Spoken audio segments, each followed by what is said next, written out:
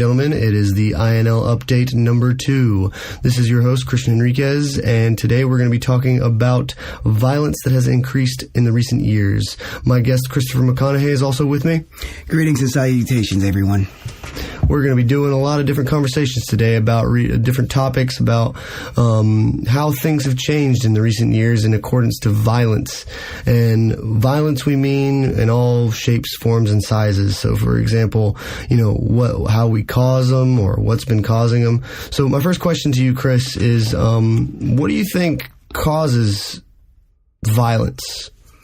Well, I personally believe that violence is something that's innate, so it's something that comes natural to everyone. If you look at animals, dogs fight all the time. You put a cat and a dog, they can meet for the first time and all of a sudden want to hate each other. Tom and Jerry effect, yeah, basically. Exactly. All right, well, I mean, that was basically a cat and a mouse, but same spiel. Yeah, same concept. Do you think that unemployment causes violence? Well, it depends, because that raises another question. If you believe people need to work and have a purpose, fulfill a duty in order to be happy, and if they don't have that, then that can cause anger, resentment, and for some people that comes out as violence. So have you ever been in that situation? That's the first question that I basically want. Have you ever been unemployed? Yeah, of course. When I first came here to Poland, it was very difficult finding a job simply because before I had everything worked out for my visa, I would call a place, I'd have all the qualifications. They say, okay, so do you have your visa? Not yet. Okay, well, call us when you do. And that went on for about 3 months until I started working at INL. And it was very frustrating seeing my money go down more. Draining away. Right. And my girlfriend, Martini, she had to pay for, our groceries. Anytime we wanted to go out and have fun, she would have to pay for it. And I feel like it's my duty as a man to... Did that frustrate you into a rage? I mean, did it take you to a point where you felt like you would get violent, though? I'm not a violent person, and I did feel the rage increase, yes, but I took it out in a more constructive way. So I started exercising a lot more. I would run. I started creative writing. That's a really good outlet, by the way. That's actually a really good tip for our listeners to, if you ever feel angry, try creative writing. It might sound kind of daunting at first, but if you really just flow or brain splurge on a piece of paper, that could help you out, like regarding in a stressful situation. Right. Any other things that kind of frustrated you during that time of unemployment? Yeah, it's just the feeling of not having any freedom. I mean, whether you like working or not, the fact of having money gives you at least a small degree of freedom. So, for example, if my roommate, hey, you want to go out, or her boyfriend was like, hey, I'm going out with some friends, you want to join us? I would want to, but I couldn't because I just didn't have the money to do anything. Couldn't support that end. You couldn't make ends meet, so you needed to kind of say no to those. Do you think that poverty causes... Yes, by violence? By large and far, I fully believe poverty is a direct link to violence and crime. Have they gotten violent over the poor? Have they become more violent over the years, or has it basically always been that same problem? If you look at it statistically, we have become less violent, but we became better at it. Huh. Yeah. Interesting way of looking at it. What do you mean better at it? More sources, more ways to find out about how to be violent, or what? Yeah, I mean, for example, in America, at least, that's what I have most of my expertise, I guess you can say. And guns are so easily available, and especially in poor neighborhoods. You hear all the time. I remember back when I was younger and I wasn't living in the best neighborhood ever. I would hear gunshots go off all the time. This was in North Carolina or in California? Both. Both in California. See, where I'm from as well, I'm from North Carolina as well. To our listeners, we're both from the same state. That's very common, actually. You would hear that stuff in the background, and you would just think it wouldn't even really bother you over a period of time. You just, that's just another gunshot. Yeah, exactly. You hear it in the distance. You don't really think about it too much. Yeah, and the bad thing about it, whenever I would be younger and I would stay over at my cousin's house where they lived in a less, let's say, desirable neighborhood, I would stay over there so often I couldn't fall asleep unless I heard police sirens. It just became so soothing after a while. Wow. So like the New York hustle and bustle became the sirens would lull you to sleep. Yeah, That's our sirens, by the way. Okay. Yeah. They sound different in America. Yeah, that's true. They don't really show that much in movies. Well, I mean, I guess they do have them in movies once in a while. Do you think that TV series and media have a lot to do with the violence that has developed over the years? Because we've seen violence develop in a very drastic way. I mean, today it's a lot more, I guess you could say, refined. In some ways. You mentioned people are better at it. Right. So do you think that has a lot to do with it? Again, or has something to do with it, sorry. I believe that if you're violent and you're looking at media, maybe some kind of books or video games or TV shows, movies, then you may get ideas from that. But I'm not saying if you're a normal, everyday, non-violent person, you're not going to play Grand Theft Auto 5 or you play Call of Duty and then all of a sudden, oh yeah, that looks like really fun. I'm going to go buy an AK and shoot somebody. Mm-hmm. Yeah, I mean, I also play Grand Theft Auto, and I'm sure presumably yourself. Mm-hmm. You don't really have that thought to go out. I mean, unless you're mentally unstable, but one that hasn't really the idea that to go out there and be influenced by a game. I did this because of this. Right. They did it because they essentially are wicked. Yes. You know, they themselves thought of that prior. I guarantee you that anybody has ever been influenced by it to do some kind of dastardly thing as going out there and causing harm or pain to other people has essentially been influenced by themselves or their own agenda instead of the influence of a TV series, of a game. Have you watched the new series Vikings? No, I haven't. That series is extremely interesting because then you kind of look back in history, and so even though it is Hollywood that's making this TV series, and I'm pretty sure there are some non-linear facts, basically, or things that are untrue about what happened back then. But the violence in those days, I'm sure, was a lot more rancid and just completely brutal, instead of like today, where we kind of take somebody out 500 yards away, 1,000 yards away. It's not really that personal anymore. And they didn't have video games back then, so why were they so brutal? Right. You can actually see the juxtaposition between less developed countries and more developed countries, where, again, if you take a country like Poland, America, Germany, I guess to a lesser extent, yeah, they may get in groups and fight each other, but you don't see people getting beheaded in the street. Right, yeah. That was normal like a while back. They still do that in some countries, I presume. Right. I mean, do you think something like that could be combated maybe by having better parenting? They always say poor parenting or the issues start at the household. I definitely think that has a lot to do with it. I do strongly believe that your upbringing or the way you were raised has a great influence into how you come up as a person. Now, we can take it from a lot of angles. We can take it from an individual raised in a violent household. They might be immune to it. They might seem they don't seem as they have the same reactions to a violent situation or sudden movements or drastic changes in the environment. They might not react to it the same way as other people, but that doesn't incline that they're going to be violent. They might just be immune to it in some way. But then on the other hand, depending on location, your friends, that all has influence, but your parents definitely have a major part in it. I know that in my upbringing, my parents always told me to be level-headed, to make sure that you always have a stable, I guess you could say emotional stability. So I never really could lash out in a way. So I never could express that violent nature that we all have inside of us. But I definitely am grateful for the fact that they raised me right and they instilled morals, they instilled rules, they had discipline and things like that, which didn't allow me to lash out. So, well, do you think not having that ability, maybe not in your case, but more of a general sense, not to lash out, but to express that anger, can that be detrimental to someone's growth as a person? Detrimental meaning like what? If without that, then they are basically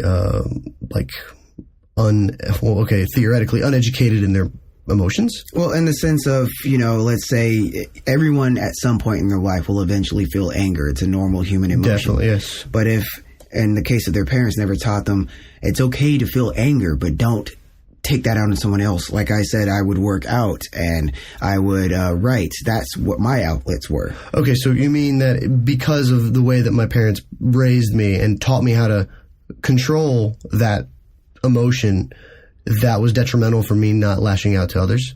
Again, maybe not in your case, but say for anyone. So if you're someone's parents, child A, they say, don't just control your anger. Don't ever, express it out. Okay, yeah, I mean, that's definitely detrimental in that case. Then now I understand your point, because without that, I would have probably taken it out on a lot of other people, I probably would have went to school. I would have probably gone to school and told my friends that they deserved to be punished, or they were the ones who were the cause of my, problems or whatever was going on at the time. Definitely a big part in my life that I knew that I had those morals and those rules instilled in me as a child, to not lash out, to not be a violent person. And, I think that's a really important part in somebody's life, because you don't ever have the proper guidance unless you have it from your parents or a mentor of some sort. And do you think different racial groups would have different parenting methods? For example, do you think a black person would be raised differently than, say, a white American? They are raised differently, completely. I mean, we have similar definite methods, but there are, I noticed this as growing up, a white mother stereotypically will not instill discipline. Right. This is stereotypical, listeners. This is something from our experience, and this is as true as it can be. I mean, this is coming from the South over here. So, a stereotypical white mother will never, maybe just completely discipline their child. But if you ask a common, everyday black individual back home, oh, you better not mess with their mama now. Yeah. You better not mess with their mama. They will instill some discipline in you, and that is the truth. You can tell a little bit about us about that. Yeah, I can. I remember, to quote Chris Rock a little bit, he's a comedian. A lot of the times, there's a lot of influence of, drugs, gangs, all that, the whole 9 yards of me growing up. I never did that. I mean, I did some dumb things, but never to that extreme. Right. As do we all. Right. And I remember my friends would always make fun of me and all this. And I'm like, I'm not afraid of doing the drugs. I'm not afraid of skipping school. What I'm afraid is my mom will somehow find out. And then you're going to get a whooping. Exactly. I'm going to come home and get a whooping. And because my mom had this whole psychological routine to it. She had it down to a T, to where she would know if you did something wrong. Yeah. She would feel it. You could sense it. Right. And it's like she gets it, because sometimes she won't. When she comes to the door, my mom's very talkative. And if she's not saying anything when she comes to the door, I'm like, okay, something might be up, but maybe she's just tired. She doesn't mention anything.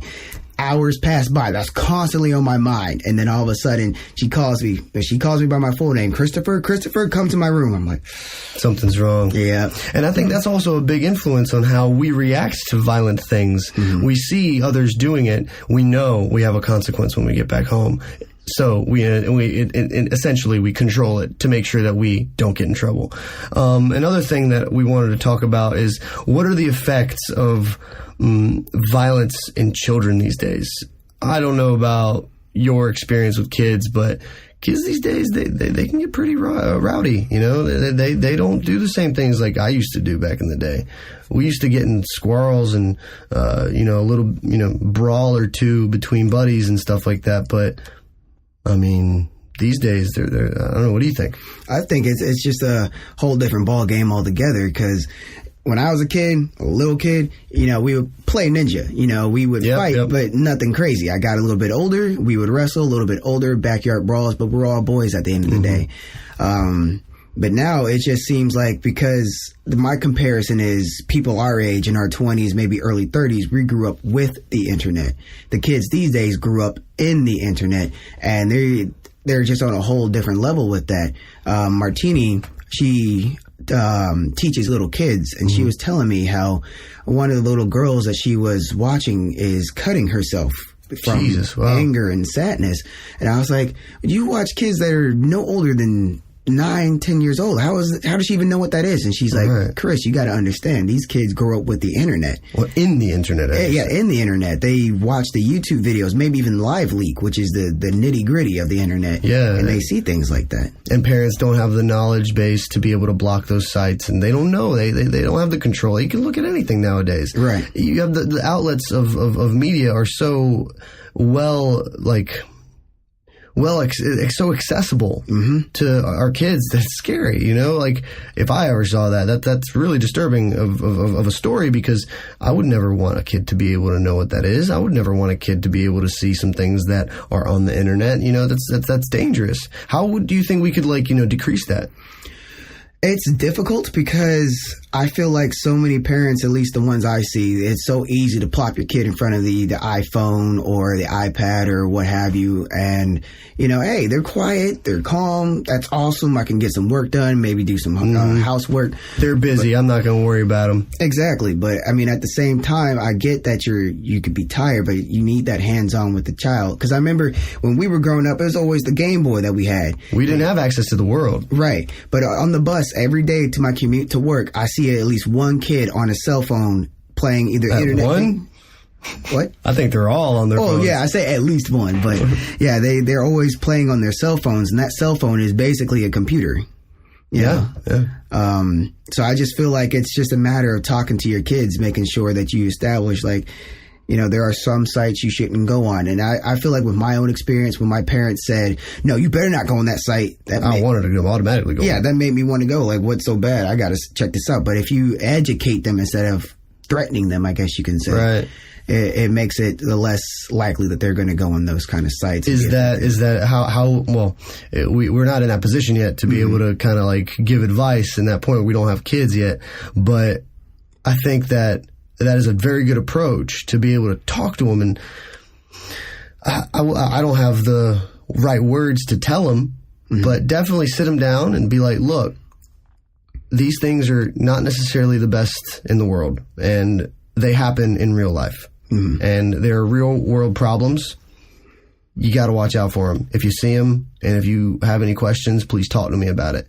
Because if you don't do that with your kids and you're apathetic about their surfing in the internet, surfing the whole internet, the whole world is in their hands, really. When you give them that iPhone, you give them that phone, they can search anything. They can search your text messages. They can learn things about you. That you didn't even know about, that you didn't want anybody else to know about. That can hurt a child. That's irreversible damage there.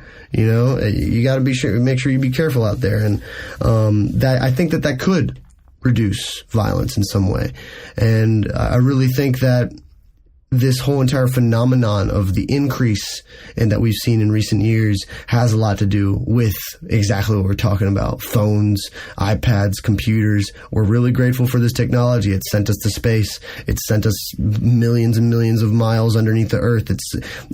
Millions of miles underneath the earth. Definitely millions of miles into space. But it's taken us over the top when it comes to boundaries that we didn't think we could reach.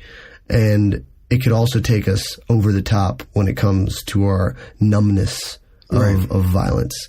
And to close our conversation for tonight, I really want to stress out there for everybody else, be aware, know what your kids are doing.